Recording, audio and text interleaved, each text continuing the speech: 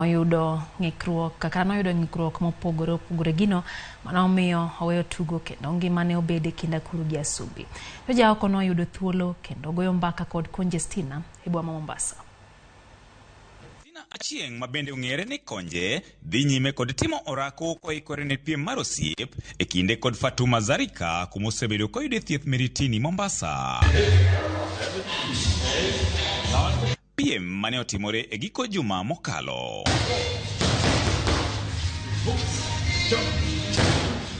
Japuonj mare jiwe ka en owuon bende oneno motegno. Pogruok malich mokalo gi kaka ne ochopo e od thieth ma Mombasa Women Empowerment Network Hospital mayudore Miritini kama osebede kuom dweche bura. Relax, I want to talk. Please give me time. My name is Conjestina.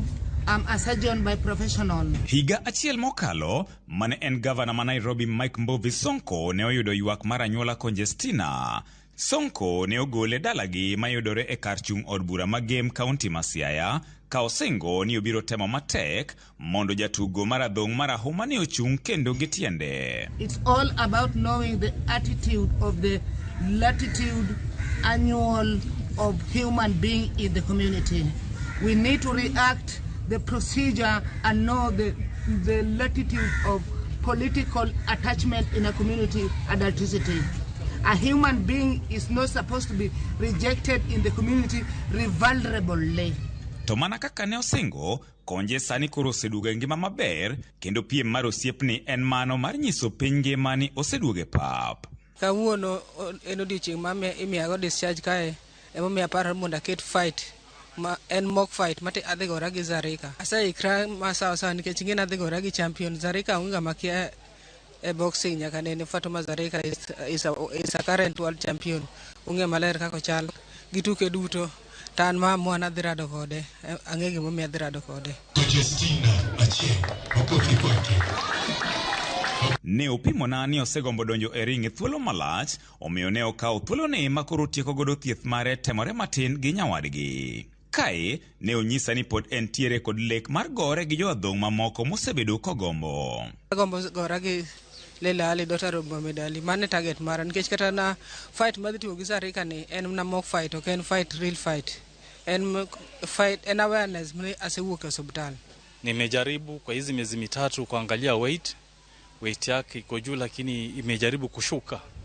Na ikiwa ataendelea hivi kusema ukweli katika ulingoni huu atatambulikana zaidi kuliko vile alikuwa kwa sababu saa hii alinajua makosa aliyokosea. Sasa anaendelea kurekebisha ambapo sasa atakuwa mkali zaidi.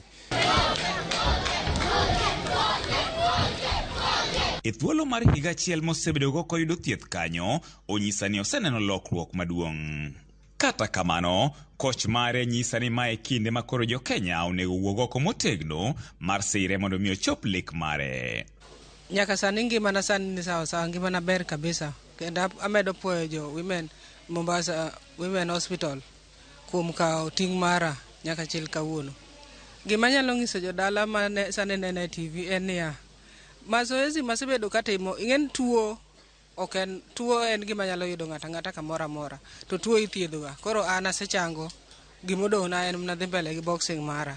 Lek mara en kaserado gi Lela Ali tadhi mbele gi foundation na mbele Conjestina Chief Foundation mona revive. Kila wakati tunaketi na yeye anazungumzia hali ya kuendelea na mchezo. Na bila kushikwa mkono kusema ukweli hawezi endelea. Mpaka mwingine atoke kando wawili watatu wamshike mkono ndiye apate kuinuka na kuinua wengine ambao wako chini wanatamani kuwa kama yeye. Bang' tieko gorruok margi, Fatuma Zarika ne bende onyiso mor kaluwore gi lokruok ma Conjestina oseyudo.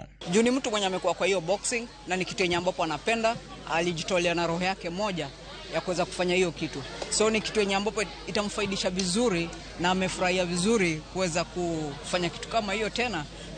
Anaonekana kwamba bado anaweza endelea. Bang' tieko thieth, Sonko bende ne olando ni obiro ndiko Conjestina kaka jatelo maduong' e kar goyo orako kendo jatend joma rito salama Bling Beach Resort mayudore Kanamai County ma Kilifi. Sonko bende okwayo anyuola mar Konje mondo okonye omed bedo makare ka omedo ne sani Konje dwaro mana alwora makare mondo mi ngimane odhi maber. So this time round nataka kurejelea yale makosa tuliyofanya ile wakati. Tutakuwa naye karibu, tumtafutie ajira kidogo kidogo, bwana anapata income, na pia kama inawezekana tumpeleke mahali kama gym, a train wanawake wengine boxing, a train vijana wengine boxing, mali tu atakuwa anapata ajira badala kumregesha kule alikuwa, then tuko na repeat tena ya process ile tumeifanya. Kawa tieko aoro mos makenden jo Ramogi duto kama gintie gimed lemo na gipak gipoch duto ni ji duto mosebedo ka winja kendo jo duto mosebedo ka lemo na doko nigero kamano maduong'. George Aoko, Ramogi TV, Mombasa. Hawa kawa mwas Conjestina chien kendo wako wane hai maber.